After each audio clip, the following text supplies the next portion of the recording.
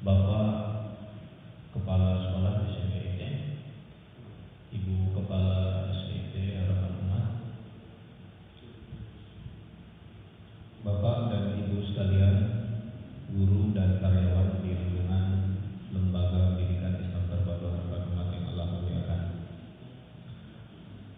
Hari ini kita lanjutkan kajian yang dulu baru kita mulai di hikmah yang pertama. Kita lanjutkan hari ini ngaji al-hikmah.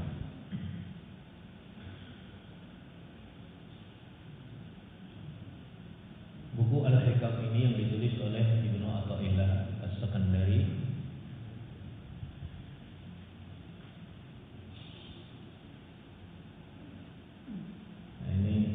Kalau kita melihat kembali terkait dengan silsilah buku Al-Hikam ini, dulu di awal pertemuan kita sudah sampaikan.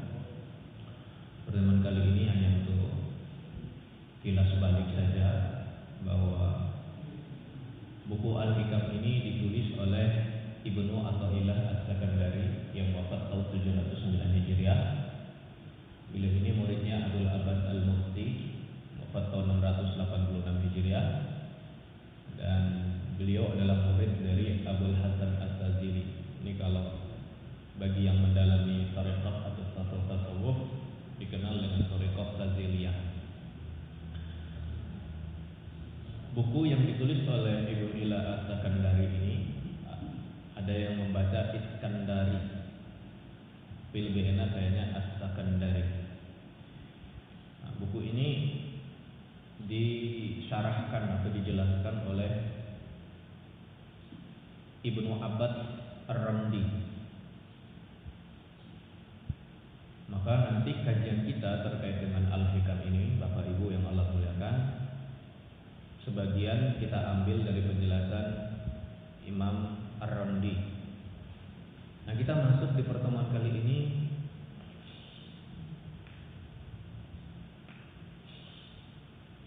membahas hikmah yang kedua. Hikmah yang pertama ada yang masih ingat enggak? Udah lupa ya?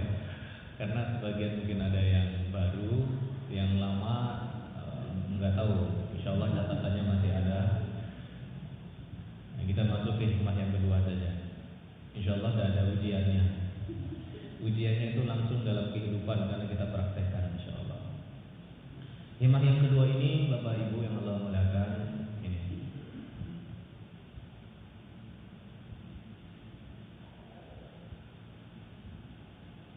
Ibnu Athaillah As-Sakandari belum menulis di hikmah yang kedua. Iradatuka tajrida ma'a iqamatillahi iyyaka fil asbab min asy-syahwatil khafiyyah.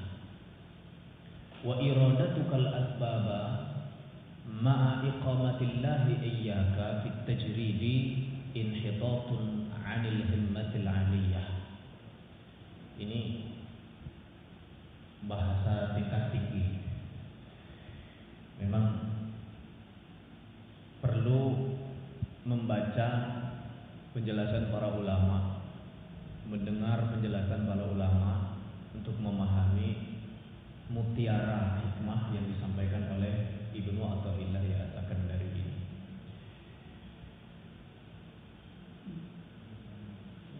Ini terjemahan bahasa Indonesia.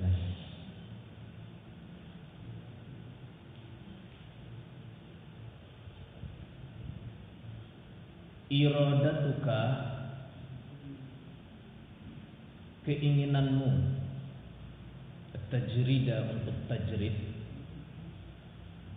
ma'iqamatillahi iyyaka fil asbab, padahal Allah telah menempatkanmu pada asbab, termasuk syahwat yang samar.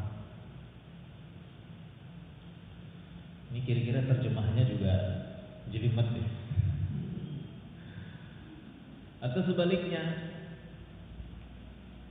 iradatukal asbab, keinginanmu untuk asbab, ma'iqamatillahi iyyaka fit tajrid, padahal Allah telah menempatkanmu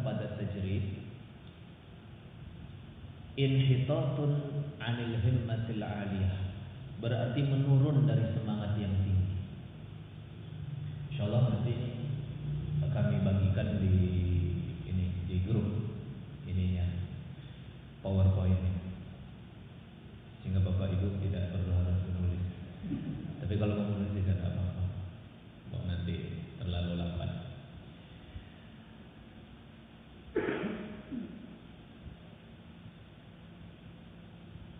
Ada dua istilah yang perlu kita pahami dari hikmah ini. Yang pertama adalah tajrid, yang kedua adalah asbab. Apakah yang dimaksud dengan tajrid dan apakah yang dimaksud dengan asbab?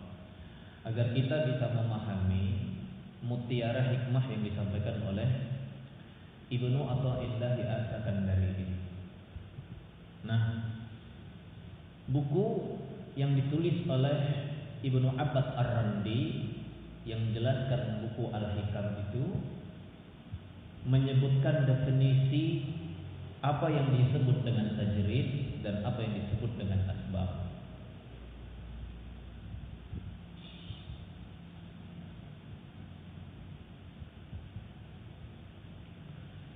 Al-asbabu hahuna, yang dimaksud dengan sebab atau asbab,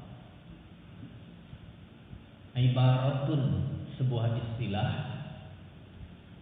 amma yutawassalu bihi ila ghardin ma yanalu fid dunya, sebuah istilah yang berkaitan dengan keinginan untuk memperoleh sesuatu yang bersifat duniawi. Ini definisi dari Ibnu Abbas Ar-Randi, sebuah istilah yang digunakan berkaitan dengan keinginan untuk memperoleh sesuatu yang bersifat duniawi, itu disebut dengan asbab. Bersifat dunia ini nopo Bapak Ibu? Beli baju duniawi ya? Beli rumah duniawi, menikah duniawi, punya anak duniawi, apa malih? Kerja di SDIT duniawi gitu. Jadi namanya itu disebut dengan asbab. Hal-hal yang berkaitan dengan keduniaan menurut Syekh Ar-Randi itu disebut dengan asbab. Kalau kita sebab ya. Lalu apa yang dimaksud dengan tajrid? Yang dimaksud dengan tajrid adalah ibaratun an adami tasyaghulihi bitilkal asbab. Sebuah istilah yang menjelaskan bahwa seseorang tidak memperdulikan sebab-sebab keduniaan.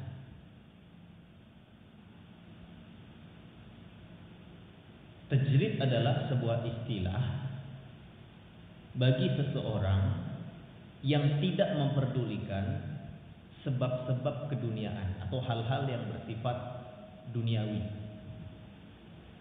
Maka ketika membahas definisi ini atau dua istilah ini Bapak Ibu, baik tajrid ataupun asbab, maka ini berkaitan dengan kehidupan kita di dunia ini.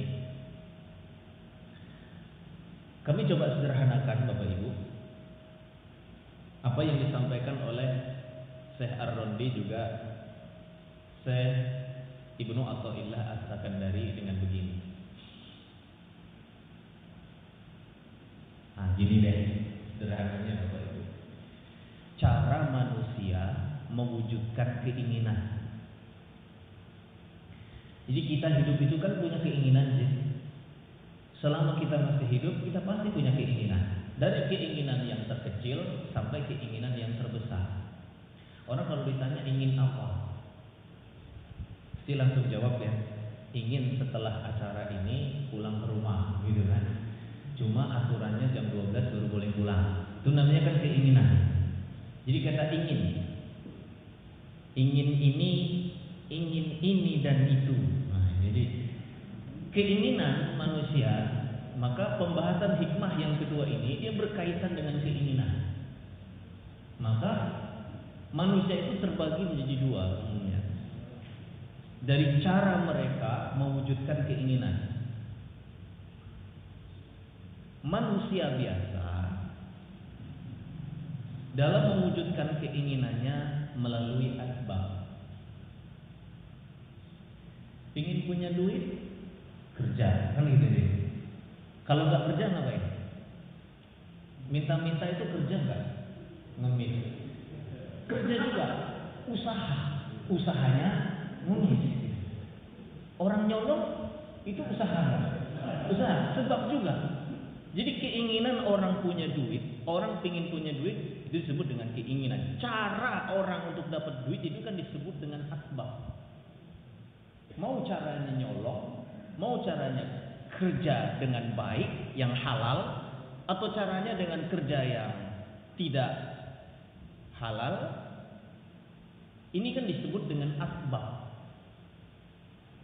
Manusia umumnya dalam merealisasikan keinginannya pasti melalui asbab. Karena sunatullahnya begitu.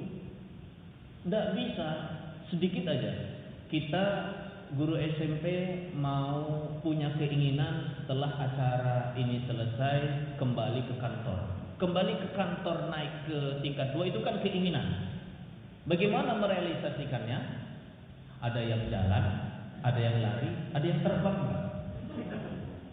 Ada juga mungkin yang menghilang. Jadi ada yang naik pesawat, ya nggak mungkin. Itu namanya faktor-faktor atau cara seseorang dalam merealisasikan keinginan. Maka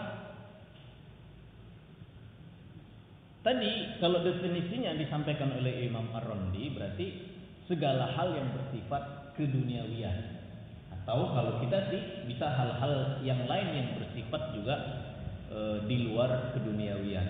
Kenapa hanya keduniawian? Karena kita hidup. Lalu kita kepingin surga, apakah kita nanti dapat surga ketika kita kerja di akhirat? Kendak. Kehidupan kita di dunia ini adalah faktor atau sarana yang kita lakukan agar kita memperoleh keinginan terbesar kita. Kan keinginan terbesar kita adalah memperoleh ridho Allah Subhanahu wa taala yang pada akhirnya nanti akan mendapatkan surga. Kita ingin mendapatkan rahmat Allah yang pada akhirnya nanti akan dapat surga. Ini kan asbab atau sebab. Manusia hidup siapapun di dunia ini dalam cara dia untuk mewujudkan keinginan itu ada yang disebut dengan asbab. Berarti asbab itu ada usaha. Yang kedua, ada yang disebut dengan tajrid. Tajrid berarti kebalikan. Ini orang menginginkan sesuatu tapi nggak ngapa-ngapain. Sebut dengan tajrid. Saya setelah ini kepingin balik ke kantor, tapi ngapain? Jangan baik ini orang ngapa-ngapain. Peneng baik. Itu disebut dengan tajrid. Secara sederhana memahaminya begitu. Atau dalam istilah yang lebih dalam adalah yang dimaksud dengan tajrid itu adalah orang menginginkan sesuatu, mendapatkannya tidak perlu usaha. Pernah nggak? Kita ingin sesuatu, kita nggak usahakan, sesuatu itu datang. Saya kok kepingin banget ya umroh ya, tapi nggak punya duit. Datang orang kaya ke rumah, Mbak, jenengan berangkat umroh kapan? Bulan depan. Allahu Akbar. Nggak ada usaha ngumpulin duit 25 juta, tapi terrealisir. Itu namanya tajrid.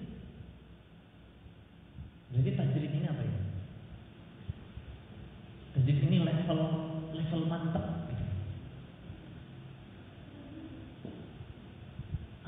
Ada seorang lelaki baru tamat kuliah. Dia nggak usahain apapun, cuman yang penting kerja dengan baik, profesional. Tiba-tiba ada yang datang, mau nggak nikah sama ini? Nggak usah nyari maksudnya, tapi dicariin. Itu namanya tajrid. Jadi ada keinginan, tapi kita nggak ada usaha, itu disebut dengan tajrid. Hanya saja memandang tajrid antara asbab dan tajrid, kalau disederhanakan dan kita memandangnya tidak dengan cara yang istimewa, nanti asbab itu positif, tajrid itu negatif, iya kan? Asbab itu berarti usaha. Orang menginginkan sesuatu harus ada usahanya, itu disebut dengan asbab. Orang menginginkan sesuatu tapi tidak ada usahanya, itu disebut dengan tajrid. Kalau sederhana begitu, tapi yang diinginkan tidak begitu. Maka kalau asbab yang kami pikir ini adalah asbab itu manusia pada umumnya, kita orang-orang biasa, standar orang-orang level biasa, bukan biasa, sangat biasa. Asbab kan kita mau ngapa-ngapain pasti perlu melakukan sesuatu kan. Ingin punya rumah, nggak punya duit, nabung dulu. Ingin punya tanah gitu, nabung dulu. Ingin berangkat haji, nabung dulu. Ikut program talangan haji kan, 25 juta. Dan itu asbab level biasa. Kalau yang level biasa, insya Allah semua kita sudah, tidak pun kita kaji, insya Allah kita semua bisa menganalisisnya. Nah, yang akan kita kaji ini yang tajrid.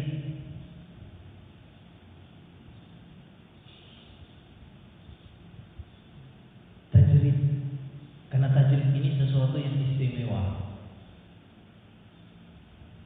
Ada istilah yang lain. Para ulama, kalau Imam Ibnu Athaillah As-Sakandari belum menyebutnya dengan tajrid.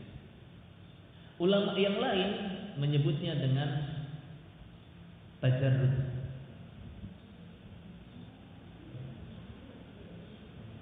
Jadi tajrid dengan tajarrud pada baik.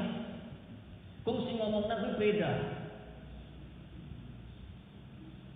Nah, kalau sampai di sini mulai nyambung bahwa akar pemikiran dan akal spiritualitas itu sebenarnya kalau dirunut-runut itu ya tidak jauh-jauh dari akar keilmuan, warisan dan warisan intelektual, warisan ruhiyah dari para ulama-ulama kita sebelumnya. Bila yang para bapak dan ibu guru yang dimuliakan oleh Allah. Baik, berarti istilahnya bisa tajrid, bisa tajarrud.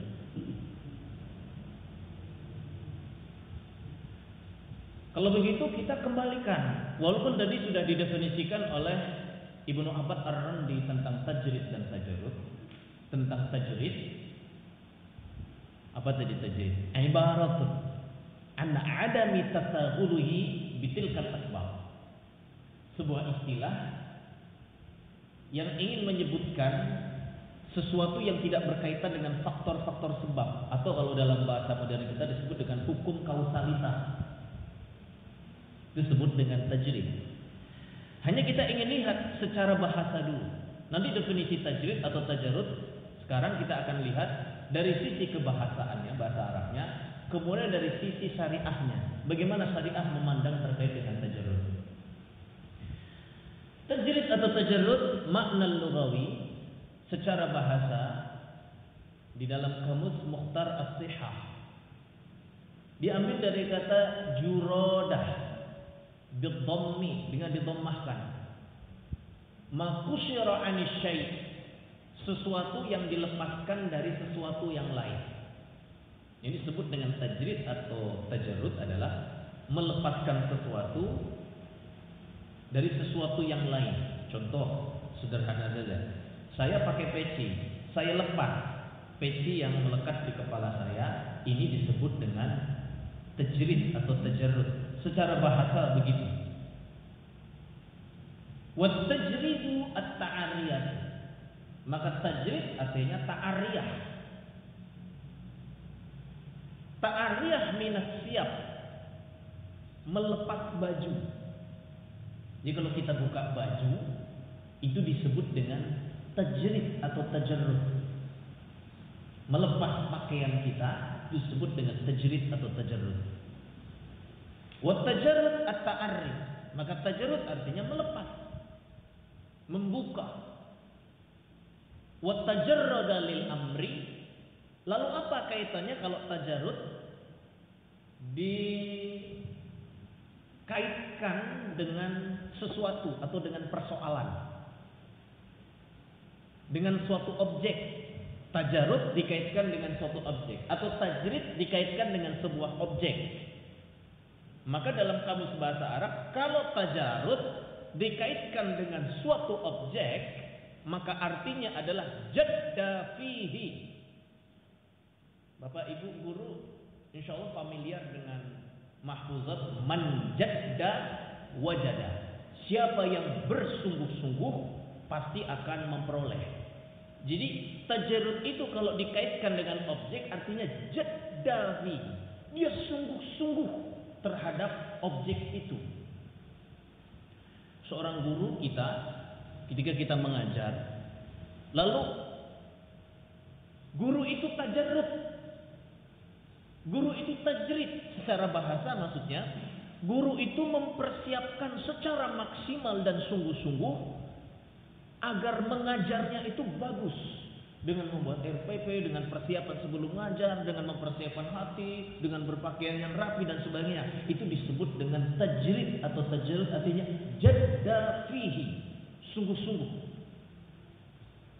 Maka ini poin besar sebetulnya Bapak Ibu yang kita kaji dalam pertemuan kali ini terkait dengan tajrid atau tajarrud, sungguh-sungguh. Lalu kita kaitkan tadi dengan keinginan. Kan ada orang punya keinginan, hanya keinginan saja. Tapi kalau orang punya keinginan lalu dikaitkan dengan tajrid atau tajarrud, ini apa ini jadinya ini? Saya kuliah, kepingin selesai kuliah 4 tahun dapat titel. Titelnya apa? SPD, SH, SE, apalagi macam-macam lah sekarang. Jadi lalu dia bersungguh-sungguh untuk mewujudkan keinginan itu disebut dengan tajrid. Bukan pada caranya, tapi pada kekuatan spiritnya, keinginannya, kemauan kerasnya, itu disebut dengan tajrid atau tajarrud. Nah, begitu secara kebahasaan Bapak Ibu yang dapat kita pahami dari apa yang dimaksud dengan tajrid atau tajarrud dari perspektif bahasa Mukhtarus Sikhah. Anda bisa buka kamusnya, kitab buku kamus bahasa Arabnya Mukhtarus Sikhah. Jadi secara bahasa begini. Lalu apa secara istilah syar'i atau syariat memandang tajrid atau tajarrud? Secara syariat Bapak Ibu yang Allah muliakan, yang dimaksud dengan tajarrud adalah hiya an tatajarrada lillahi ta'ala min kulli ma siwa. Seseorang bertajarrud hanya karena Allah. Seseorang bertajarrud hanya untuk Allah. Min kulli ma siwahu, dia tidak memikirkan selain Allah. Ini makna syariat. Kita jadi guru, ya kita tajarrud secara bahasa, kita nyiapin RPP. Kita berbusana dengan rapi, kita datang tepat waktu, kita ngajar semantep-mantepnya. Tapi itu tajarrud secara bahasa. Tajarrud secara syariah, kesungguhan kita dalam mengajar itu lillah. Itu disebut dengan tajarrud. Bukan karena diawasi oleh HRD, bukan karena ngajar supaya nanti nggak dipotong gajinya, oh supaya nanti dapat poin, oh supaya nanti jadi teladan bagi yang lain, oh saya udah lewat itu. Orang yang bertajarrud sudah lewat dari semua itu. Secara syariat, orang yang bertajarrud adalah seseorang yang bersungguh-sungguh dalam hidup ini, bersungguh-sungguh dalam semua keinginannya, tapi keinginan itu difokuskan pada satu objek, yaitu Allah. Itu namanya tajarrud. Selama ini kan kita paling memahaminya dengan ikhlas. Ikhlas. Ternyata ada istilah yang lain yang lebih menggambarkan. Antakunal harakatu as-sukunu fis sirri al-ilm bahwa seluruh gerakan diam, gerak atau diam, fisiri dalam keadaan sendiri, wal ilmi dalam keadaan bersama dengan orang lain, lillahi ta'ala, hanya untuk Allah, hanya karena Allah. Geraknya kita, duduknya kita, sendiriannya kita, rame-ramenya kita, itu tidak penting sama orang yang tajarrud itu, tidak penting sama orang yang tajrid, karena bagi dia lillah. La yumazijuhu nafsun, tidak tercampuri oleh hawa nafsu. Tidak ada hawa nafsunya. Ini susah apa enggak ya? Kadang-kadang, mohon maaf nih, tadi kita datang ke masjid ini, datang karena memenuhi panggilannya Bu Purwi sebagai HRD, atau datang karena yang lain?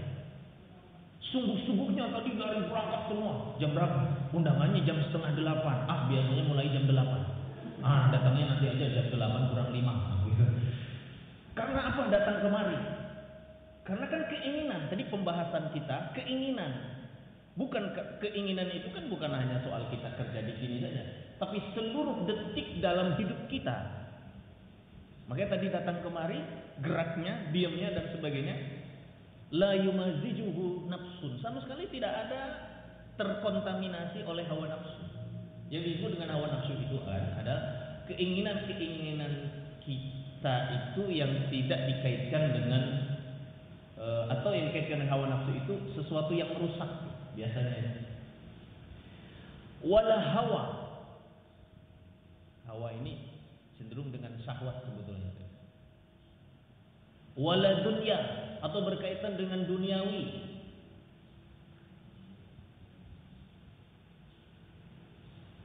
Ini kebanyakan kita masih kayak gini ya. Yang nggak bisa lepas kita, karena ini yang disebut tadi kan materialisme sebetulnya. Hal-hal yang bersifat kebendaan ini. Walajah, tidak juga terkontaminasi oleh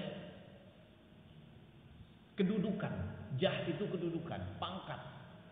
Kenapa seseorang rajin sekali berangkat profesional dalam kerjanya? Kalau saya profesional dalam kerja saya, setiap 2 tahun saya akan naik pangkat. Pangkat saya nanti ini, itu meja. Wala sultan, dan tidak juga kekuasaan. Kan faktor kekuasaan juga banyak ya. Apalagi momen-momen misalkan mau pilkada nih, tuh orang beramal luar biasa ya, beramal. Kalau dia tidak punya tajarrud, hilang itu semuanya amalnya, hilang semua asbab tadi, hal-hal yang berkaitan dengan mewujudkan keinginan, tapi terkontaminasi oleh kekuasaan. Kita lihat ada berapa tadi? Ada 5 yang membuat tajarrud itu menjadi rusak. Pertama nafsun ya. Nafsun itu kalau dikira kepentingan pribadi sebetulnya, kepentingan diri. Hawa nafsu, duniawi, jah itu kehormatan, sultan itu kekuasaan. Ini definisi yang disampaikan oleh Muhammad Abdullah Al-Khatib, seorang ulama yang sangat terkenal di Irak. Bapak Ibu yang dimuliakan oleh Allah Subhanahu wa taala. Kira-kira kalau sampai di sini sudah bisa kita kita deskripsikan secara sederhana apa beda asbab, apa beda tajarrud. Apakah tajarrud itu berlandaskan Al-Quran? Ada landasannya Bapak Ibu. Di surat Al-Mumtahinah, bisa dibaca Mumtahanah, bisa dibaca Mumtahinah, ayat ke-4. Tidak keseluruhan. Ayatnya, qad kanat lakum uswatun hasanatun fi Ibrahim walladzina ma'ahu idh qalu liqaumihim inna bura'a'u minkum wa mimma ta'buduna min dunillahi kafarna bikum wa bada bainana wa bainakumul adawatu wal baghdha'u abadan hatta tu'minu billahi wahdah. Ini ayat yang menjadi landasan tentang tajarrud atau tajrid saat kita kaji ini, dan ini yang banyak digunakan oleh para ulama. Artinya ini Bapak Ibu, sesungguhnya telah ada suri tauladan yang baik bagimu pada Nabi Ibrahim alaihissalam dan orang-orang yang bersama dengan dia, ketika mereka berkata kepada kaum mereka, sesungguhnya kami berlepas diri daripada kamu, daripada apa yang kamu sembah selain Allah. Kami ingkari kekafiranmu, dan telah nyata antara kami dan kamu permusuhan dan kebencian buat selama-lamanya sampai kamu beriman kepada Allah saja. Jadi tajarrud tadi secara syariat itu artinya berlepas diri, berlepas dari kekafiran, berlepas dari kemusyrikan, berlepas dari hal-hal yang tidak nyantel kepada Allah. Kalau nyantelnya kepada Allah itu baru ini disebut dengan tajarrud. Bapak Ibu yang Allah muliakan, setelah kita mengkaji seperti ini, apakah dalam Al-Quran ada contoh orang yang tajarrud? Ada. Di dalam Al-Quran contoh orang yang tajarrud itu adalah sahabat Nabi Muhammad Sallallahu Alaihi Wasallam. Orang yang dicintai oleh Rasulullah. Rasulullah kan pernah ditanya, ya Rasulullah, siapa orang yang paling engkau cintai di dunia ini? Apa jawab Rasulullah? Aisyah. Aisyah. Ini pertanyaan ini tetap menarik ditanyakan. Tidak apa-apa, tanya ke suami. Mas, siapa yang kau cintai di dunia ini? Siapa yang paling kau cintai di dunia ini? Suami ke istri boleh tidak? Siapa paling kau cintai di dunia ini? Apa jawaban Rasulullah? Aisyah. Summa man. Lalu siapa lagi ya Rasulullah? Abuha, bapaknya. Betul ya? Jadi kalau sudah sama mertua gimana? Cinta anaknya kadang nggak cinta sama mertuanya. Buktinya kalau apa-apa yang dihubungin anaknya, bapaknya nggak ditanyain. Abuha, bapaknya. Siapa bapaknya Aisyah? Yaitu Abu Bakar As-Siddiq radhiyallahu anhu. Abu Bakar ini yang dimasukkan oleh Muhammad Khatib tadi, Muhammad Abdullah Al-Khatib sebagai contoh tajarrud. Di mana di surat Al-Lail ayat 17 sampai ayat ke-21. Wa sayujannabuhal atqa. Sungguh yang demikian akan dijauhi, dia akan menjauhkan di orang-orang yang bertakwa, dia akan dijauhkan dari hal-hal yang buruk itu. Siapa dia? Alladzi yu'ti malahu yatazakka. Ini cerita tentang Abu Bakar Siddiq. Para ahli tafsir sepakat mengatakan ayat ke-18, 19, 20 dan 21 itu bicara tentang Abu Bakar Siddiq radhiyallahu anhu. Jadi Abu Bakar itu alladzi yu'ti malahu. Dia yang ketika memberikan hartanya kepada orang lain, dia memberikan hartanya untuk apa? Yatazakka, menyucikan diri. Yang dimaksud dengan menyucikan diri adalah lillah. Berarti ada orang yang sudah sampai pada level tajarrud atau tajrid ini. Wa ma li ahadin indahu min ni'matin tujza illa batigha'a wajhi rabbil a'la wa la sawfa yarda. Bapak Ibu yang dimuliakan oleh Allah Subhanahu wa taala, mudah-mudahan kita berusaha bisa mencapai level ini, walaupun sepertinya akan enggak bisa lagi nih sampai pada level ini, levelnya Abu Bakar maksudnya.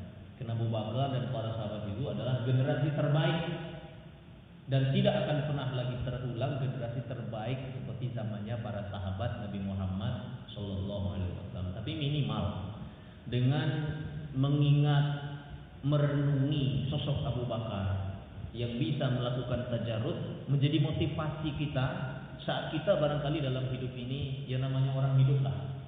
Ada masa-masa kita fluktuasi, lebih semangat luar biasa, lagi kendo banget gitu. Tapi ketika ingat Abu Bakar, oh ya Allah, aku ingin sampai kepada level itu. Maka Bapak Ibu, setelah kita kaji ini, sekarang kita balik lagi ke yang pertama, bahwa tajarrud atau tajrid ini sebagai belum pamungkas, bahwa tajrid atau tajarrud adalah sebuah level perasaan sebetulnya terhadap kemauan atau keinginan yang diberikan oleh Allah untuk orang-orang khusus karena kedekatan antara dia dengan Allah yang sudah luar biasa. Hebat, makanya hati-hati dengan doanya orang soleh. Kita nggak tahu di antara kita ini siapa yang doanya mustajab. Dan insya Allah ada. Ini level ini maksudnya. Dia hanya doa, kekabul tuh.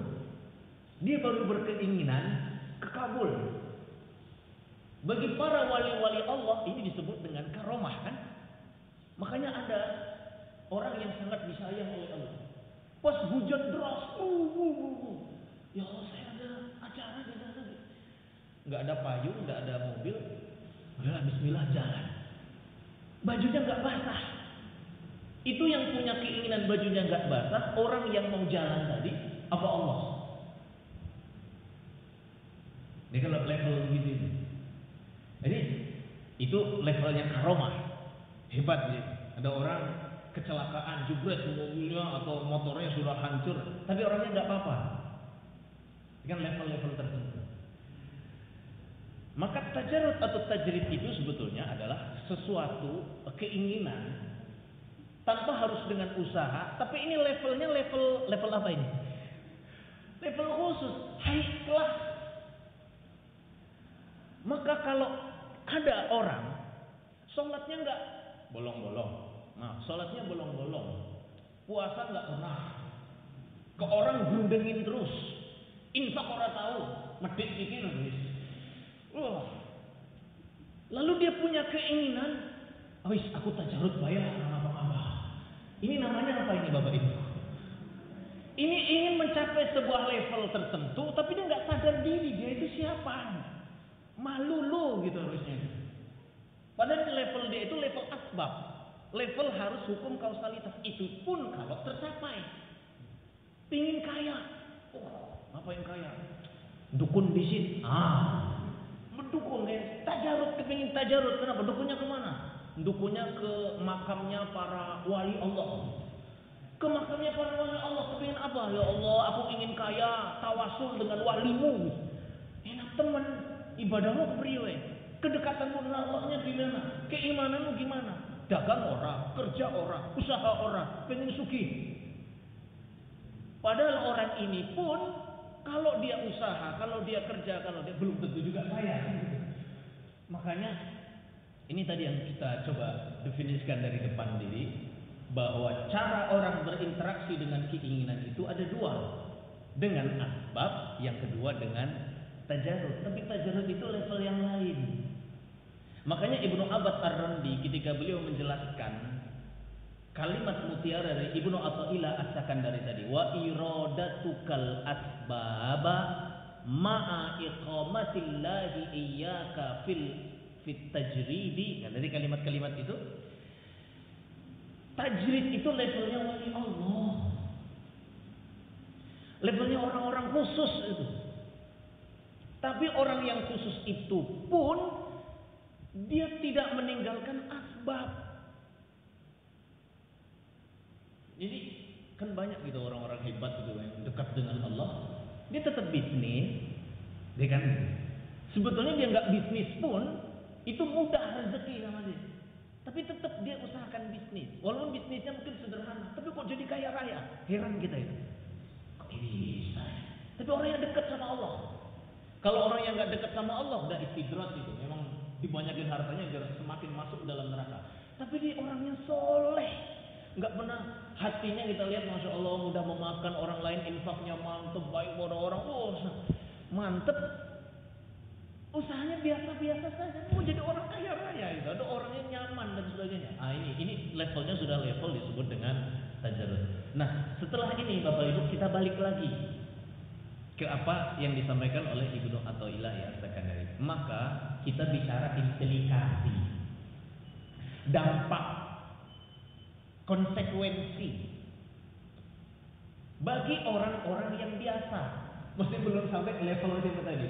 Levelnya Abu Bakar Siddiq radhiyallahu anhu, atau orang yang mendekati levelnya Abu Bakar Siddiq radhiyallahu anhu. Apa levelnya Abu Bakar Bapak Ibu? Gampang kok standarnya, ada. Banyak kan standarnya. Abu Bakar tuh kalau sholat lama. Siapa yang sholatnya nggak kepingin lama, kepingin cepet-cepet, berarti jauh dari levelnya Abu Bakar. Abu Bakar itu kalau baca Al-Quran pasti nangis. Kita kalau baca Quran kayak gemuyu apa orang? Orang pun gemuyu, Pas lagi baca Quran diajak ngobrol, oh iya ngasih kulkannya ke lawan gitu. Jadi beda level kan. Abu Bakar kalau berinfak seluruh hartanya. Kita kalau berinfak ini level gitu. Abu Bakar keturunannya hebat, maka Abu Bakar itu dijuluki dia punya silsilah keluarga yang dimaksud keluarga emas.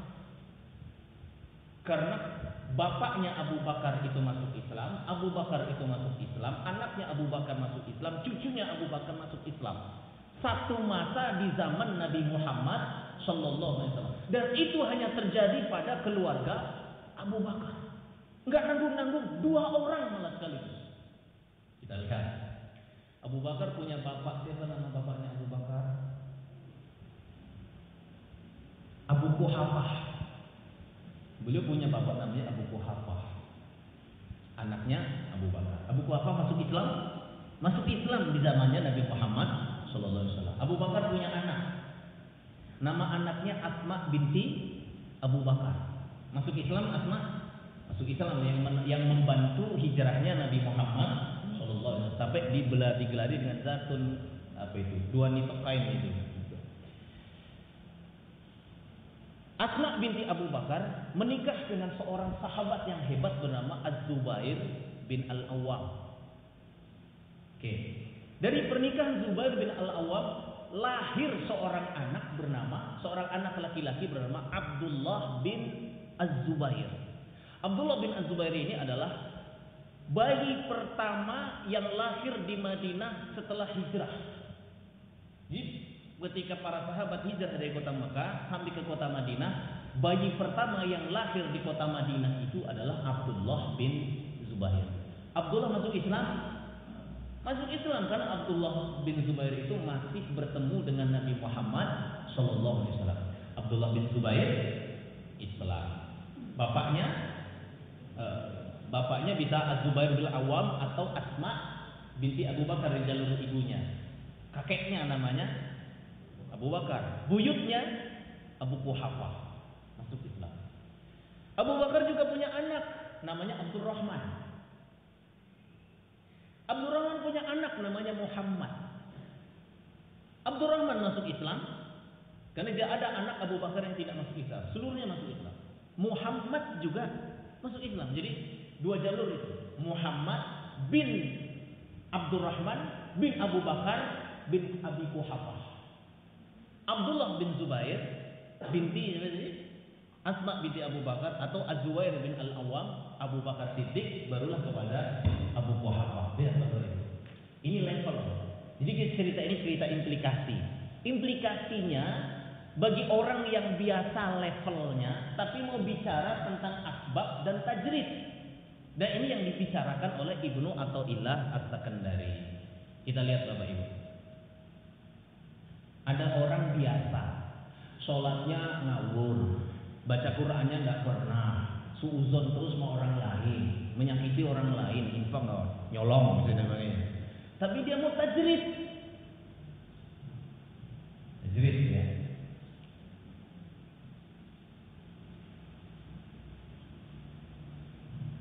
Parahnya hanya tajrid saja, tidak melakukan asbab. Maka inilah yang disebut sebagai syahwat. Ini cuma keinginan doang, levelnya nggak nyampe, usahanya nggak ada. Lah ini namanya syahwat. Nyambung ya yang tadi kita sampaikan di awal ya. Atau kebalikannya, orangnya asbab doang. Sebab maksudnya dia mencari usaha-usaha yang penting duniawi aja, pokoknya kerja dengan baik dan sebagainya, tapi tidak tajrid. Tapi dia tidak tajrid,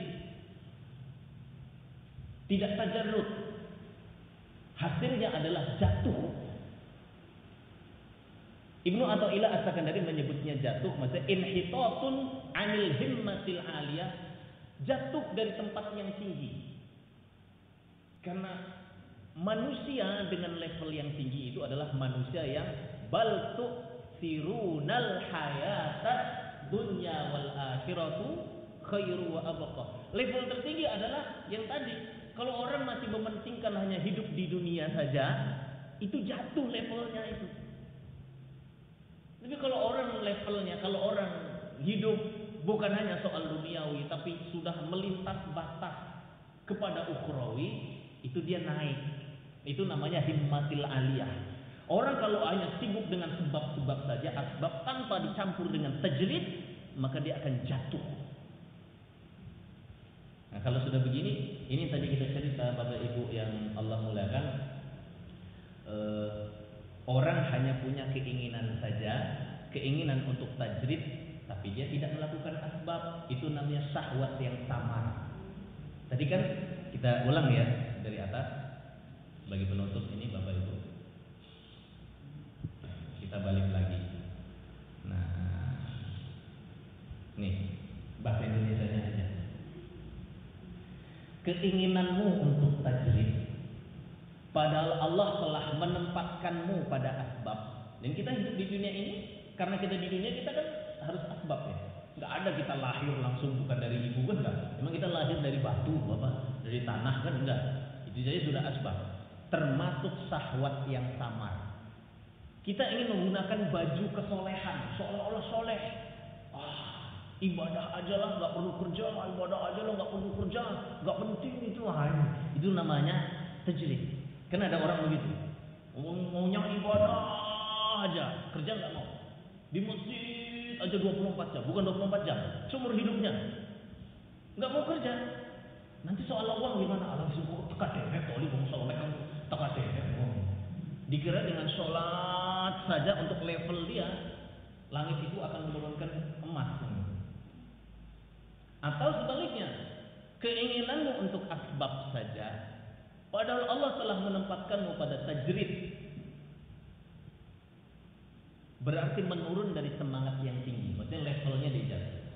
Maka yang terbaik berarti asbab kita lakukan, tajrid ada, tetap tajridnya kita kuatin, asbabnya kita kuatin, insya Allah keinginan kita, baik keinginan dunia ataupun keinginan akhirat, insya Allah dikabulkan oleh Allah Subhanahu wa Ta'ala. Kalaupun tidak dikabulkan, ya wis lah, kembali kepada takdirnya Allah Subhanahu wa Ta'ala. Yang penting asbabnya, apa yang kita usahakan memang sudah maksimal jaddabi benar-benar, tapi tetap kita gantungkan semuanya hanya kepada Allah Subhanahu wa Ta'ala. Ini barangkali Bapak Ibu terkait dengan kajian hikmah kedua dari buku Al-Hikam yang ditulis oleh Ibnu Athaillah As-Sakandari. Saya bacakan Arabnya, setelah itu kita selesai.